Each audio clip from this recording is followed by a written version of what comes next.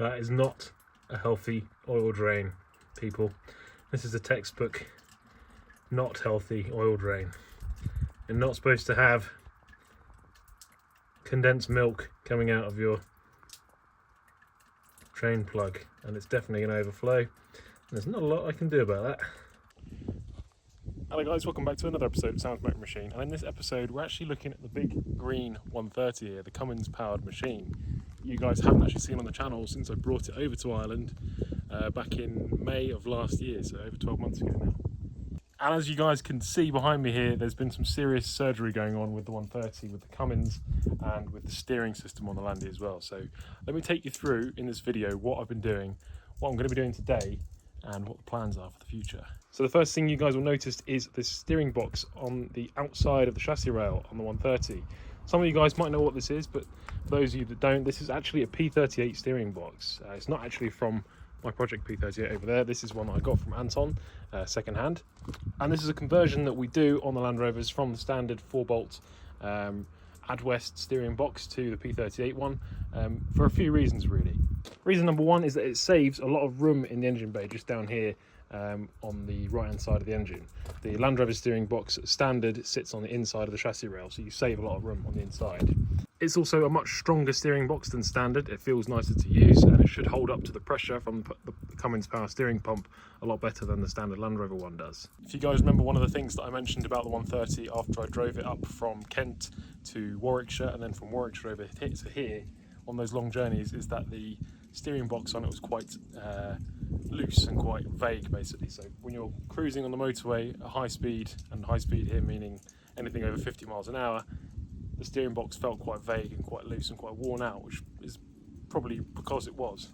So we replaced it with this P38 one, which is in much better condition. There's no play in this thing at all, and as I said, it should be stronger and feel nicer and save us room in the engine bay. So yeah, nice little upgrade. Now, fitting one of these P38 boxes to a Defender isn't the easiest thing. It's not actually just a bolt-on job, unfortunately, but my friends over at Blackbird Industries in the UK have actually made a kit to make this a lot easier than it might otherwise be, which is what I'm using here. They supply you with all the drawings and all the plates, all the bits and bobs, bolts, a new drag link and a few other bits to make this a really nice, fairly easy install. And I'll put a link in the description down below in case you guys want to check out their website. They do lots of other cool stuff as well with Land Rovers. They actually build race trucks as a living, which is a pretty cool job. But yeah, P38 steering box conversion kit, Blackbird Industries, top stuff. And then the other new bit on the 130 is this plate here, which you guys might be able to see. You might have noticed that earlier on. I've got a new oil filter on there, and that's actually the oil filter housing that I replaced. And the reason for that, and the reason that I'm actually working on the Cummins right now, is because I, like a stupid idiot, left no coolant in the radiator in the engine over winter. We had a pretty cold winter. It got down to about -5, -10 at some points, and the Cummins froze. So what that meant was all of these core plugs on this side got pushed out. It actually snapped the coolant pump in half, and it actually cracked this oil filter housing plate because behind there is an oil cooler as well. So there's a coolant water jacket around the oil cooler, and as that froze, it pushed it all outwards and broke that plate in half. Again, I'll show you some pictures of that. So yeah, pretty severe freeze. So having replaced all those core plugs and the oil cooler and the oil filter housing and the water pump, I started the Cummins up last week, hoping it would all be solved, but unfortunately it wasn't. When I fired it up and started putting some coolant into the radiator, it started spewing lovely mayonnaise-y coolant and oil mixed together out of the oil breather. So somewhere in the engine there was a huge amount of oil and water mixing, which meant that I hadn't actually solved the problem. Somewhere in the engine something else was damaged, letting the oil and coolant mix together. So yeah, at that point I was pretty sure the Cummins was dead. However, thankfully some people over at the Cummins Land Rover group, who know these engines a bit better than I do, pointed out there's actually still some more core plugs which I hadn't actually replaced. Apart from the ones down the side and on the top of the head, they were saying there's also a row of core plugs that I may have forgotten to replace. And the core plugs they're talking about are these down here. So I've just removed a plate from the side of the engine, which is called the tappet cover.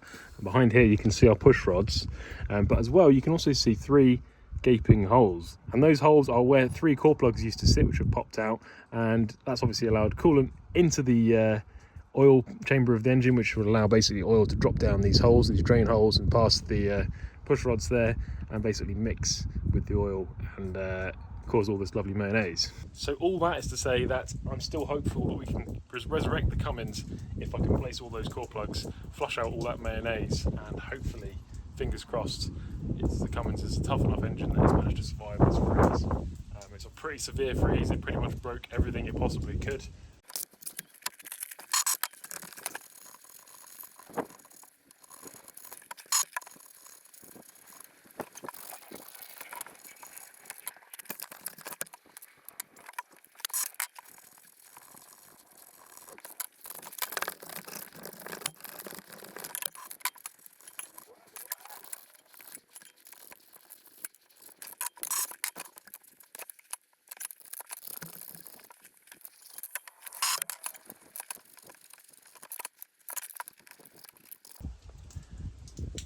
So that's the core plug holes all cleaned out, nice and clean on the inside there, ready for the core plugs to go back in.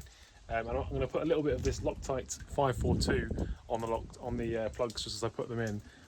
This is like a cylindrical component sealer, so you kind of use it in hydraulics and stuff like that, but it should also work for core plugs as well. Not strictly necessary, but I like to, give it its best chance of sealing up. So yeah, let's get them popped back in. And the trick for core plugs, as always, is to find a socket that fits inside it as perfectly as possible. So for me, with these ones, it's this 16mm deep socket I'm going to use with an extension on to get a bit of a easier reach onto it. But yeah, that's a pretty nice fit.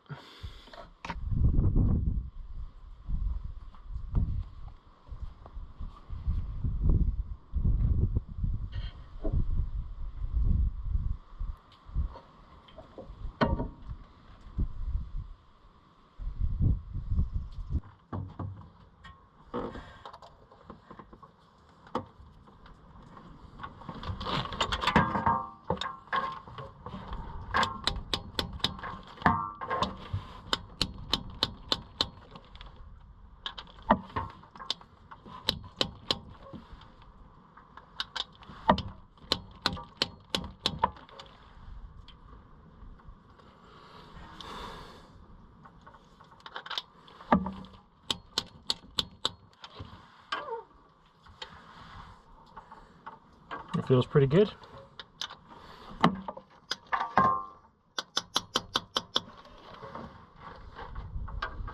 That'll do for the first one.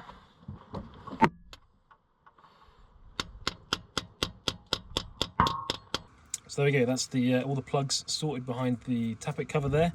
All I've got to do now is give it a bit of a clean out, and we'll throw the cover back on again, which is easier said than done, because the you guys might be able to see the pump is still attached there, so pretty difficult to get it in behind there, but it's just about possible, I think. Throw that back on, and then what we're going to do is start flushing the engine out. See, obviously at the moment the Cummins is full of a horrible mixture of mayonnaise and oil and coolant and water. Well, actually no coolant, that's the problem in the first place. So what we're going to do after we've got that cover back on again is we'll drain out what's in there at the moment, which is probably a fair old 15-20 litres of mayonnaisey stuff.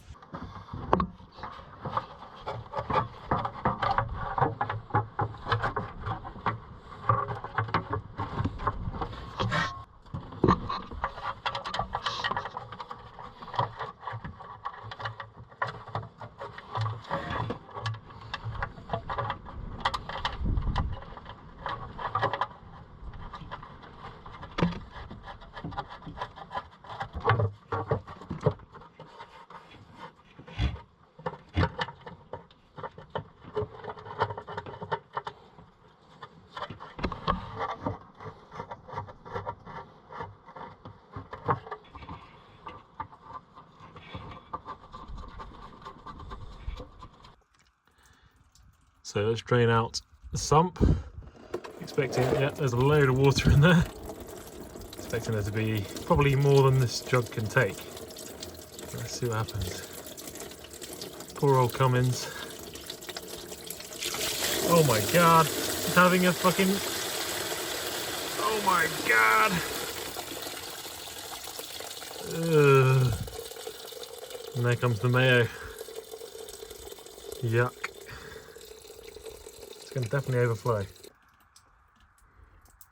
That is not a healthy oil drain, people. This is a textbook not healthy oil drain. You're not supposed to have condensed milk coming out of your drain plug, and it's definitely going to overflow. And there's not a lot I can do about that. So as you guys can probably tell, it's been a minute or two since I was last working on the 130. I don't know about you guys in the UK, but certainly here in Ireland it's been absolutely atrocious in terms of weather. We've really barely had a good day where it hasn't rained, and although today is looking a little bit better, it may rain at some point, so I'm going to try and crack on with this as fast as I can. But anyway, last time as far as I got was to drain out all that horrible toffee milkshake from the sump which had appeared because of the leaking core plugs. We replaced all the core plugs behind the tappet cover now, so that's all sorted. And I'd basically reassembled everything back together again with all the hoses back on again, alternator back in place, new water pump, etc, etc. So basically what we're ready to do now is to put some oil in the engine and start flushing out the remnants of that horrible toffee milkshake emulsified oil. So the first flush I'm going to do on the big Cummins, I'm actually going to use this old engine oil that I've had sitting around in the shed for a while. Because the first flush we do through this is going to have loads of mayo and water in it still, that's still stuck to everything inside the engine. So there's no point in wasting 15 litres of brand new oil, which is what the Cummins takes. It's about 12 to 15 litres. So I'm going to throw all this old waste oil in. Obviously you'd never do this normally, but this is a fairly extreme circumstance where the engine's basically full of water. So we'll give this a go and then see what comes out. Lots of different ways to fill the old Cummins up with oil, but I find the easiest way is to just take off one of your valve covers and tip the oil straight in down there. So you can see already there's mayo basically everywhere in this engine. So some of this oil will have come from the 4.4 TDV8, some of it will have come from my girlfriend's Citroen, and I think maybe a little bit might have even come from the Cummins itself. So this looks so wrong, putting old oil back into an engine, but in this instance it's much better than what's actually in there.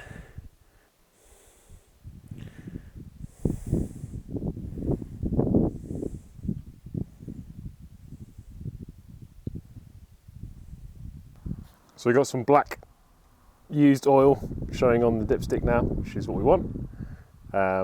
Obviously that's not ideal, having black used oil in your engine straight away, but as I said, it's better than what we've got in there at the moment. So I'll just double check this is completely full to where we want it, and then we will put some water in and start her up and start flushing out this horrible muck. Right, I think we're about ready to give her a crank, see what happens. Hopefully we're not going to get that huge mixing of oil and coolant this time. I should have fixed every single place where the coolant was getting into the oil galleries, so fingers crossed. Let's give her a crank.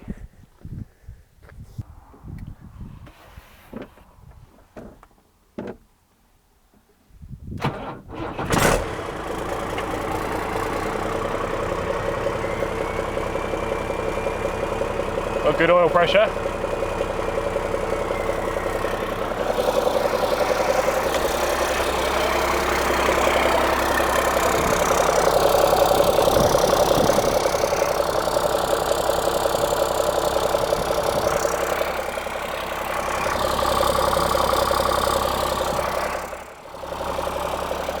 Still sounds pretty healthy. So I'm just going to let it idle for a while now, let that oil get warmed up, and once it's had about 10 minutes idling, I'm going to stop it and we'll have a look at the oil on the dipstick. And hopefully it's going through the system, cleaning out all of that horrible mayo.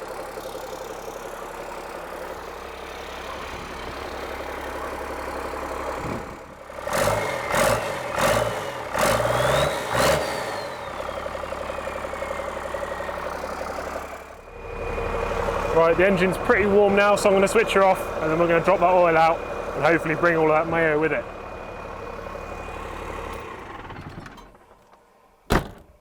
Oof, she's noisy though, that's for sure. And so this is what we got back out again. Looks pretty decent, I guess. There's a little bit of a swirling going on, which might indicate water in there. So hopefully this has absorbed all the remaining mayo and moisture and water in there, and just sapped it up into the oil. There's no actual mayo that's come out again, so hopefully that means this has absorbed it all. But yeah, it's done its job. Let's put some fresh oil back in again. So this is the stuff that's going back in again, and this is the correct 15W40 SAE, basically tractor oil that goes in the Cummins. Now this does meet the Cummins CES 20076 and 77 and 78, crucially, so it matches all the Cummins recommended specifications. These engines will take more or less anything, but it is best if you're going to be running it long term to get the correct Cummins spec oil. This stuff, of course, is supplied by AUTODOC, and buying it in this huge 20 litre jug does save you quite a lot per litre. So I think this is about half the cost of if you just go down to your local Halfords or whatever and buy it in 5 litre jugs. So yeah, definitely worth doing. And to celebrate my continuing partnership with AUTODOC, we've teamed up to give you guys a chance to win a £100 or €100 AUTODOC voucher to spend on your own parts or tools or service items, and I'll be explaining how you can enter that to win very shortly. But first, I just want to show you the AUTODOC app really quickly, which is extremely useful for finding the right bits for your particular car. Once you pop your registration number in here, it'll only show you parts and accessories that fit your specific car. So for example, let's head into the service section here for the RANGIE, and here we go, a massive selection of different manufacturers to choose from, all at really great prices too. On top of the great prices, you can also use my discount code SAM, which will get you 5% off. You can also find all of this on their website as well. For the UK, Ireland and the rest of Europe have their own dedicated pages. And AUTODOC is one of those sponsors that for me is really easy to recommend, as I've genuinely been impressed by them every time I've used their service over the last few years, even before I had the sponsorship agreement with them. So, how do you enter to win that £100 or €100 voucher? Well, if you're on mobile, firstly you can do yourself and the channel a huge favour and head to the link in the description to get the AUTODOC app installed. Secondly, leave a comment down below containing the word RANGIE, and after 1 week I'll put all the comments containing the word through a random comment picker. The winner will need to email me their details, and then AUTODOC will be in touch directly to deliver the prize voucher. Simple. Anyway, like I said, really happy to continue working with AUTODOC, and don't forget to check out the app via the link below and use the 5% discount code SAM. Right, back to the Cummins. Now I've just got to figure out how I'm going to get it into the Cummins.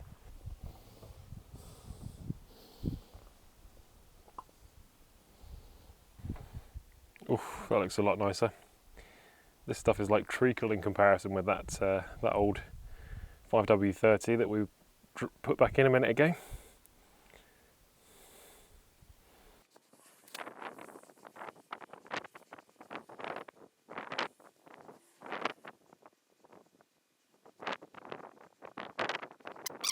So with the oil filled back up, there was one more important thing to do before hitting the road, and that was to give the big green 130 its first wash in over a year.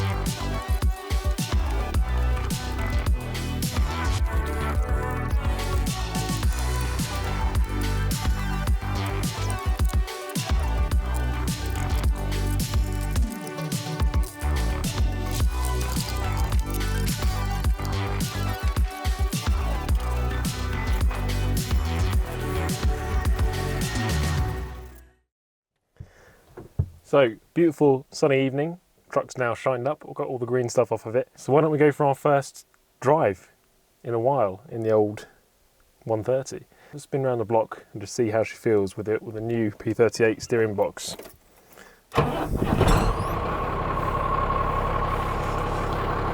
Love that sound. There goes the compressor.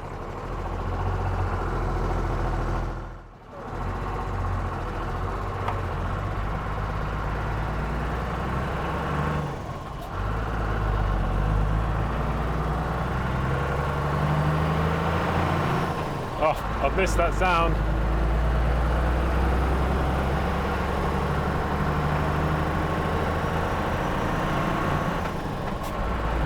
Clutch is nice and soft again now the pressure's built up a bit.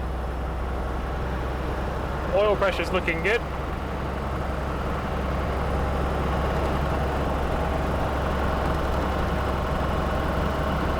Now the steering wheel's not on straight, but I can soon sort that. But what you guys might notice is this is quite a windy, bumpy country lane, and so far the steering's feeling a lot more direct. This is stunning across here when it's nice sunset like today.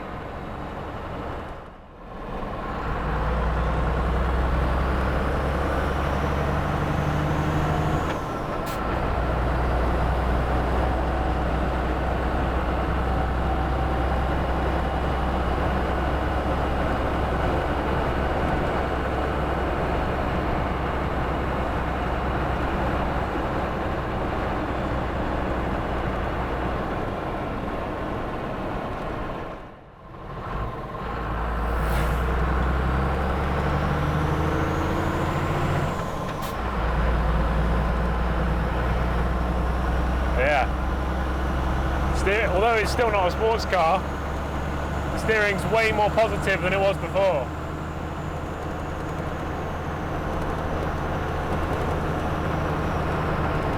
I don't feel like I'm fighting it down this country lane.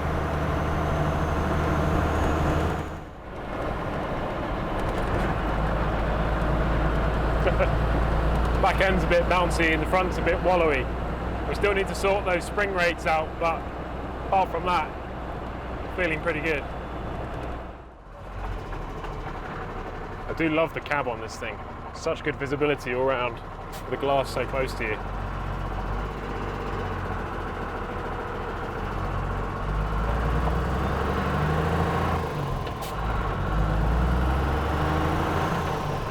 Beautiful sunset.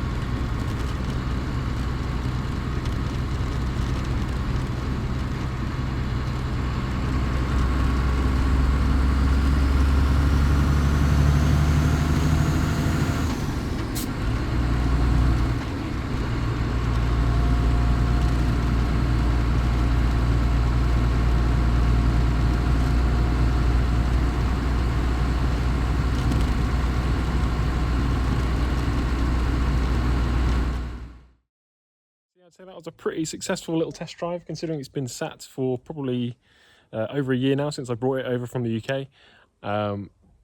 Yeah, and it seems to have handled that freeze unbelievably well. That's a tough old engine.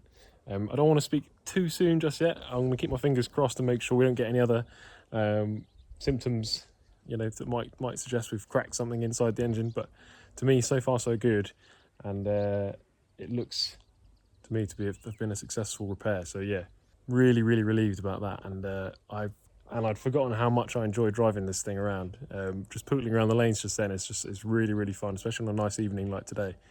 It's a lovely vehicle to put around in. Everyone smiles and waves when they see it. It seems everybody loves Landies, even over here in Ireland. And yeah, just really pleased to have her working as a functional vehicle again. And also, first impressions of the P38 steering conversion are very positive. It seems to have really tightened up the driving experience. It's no longer wandering around all over the road.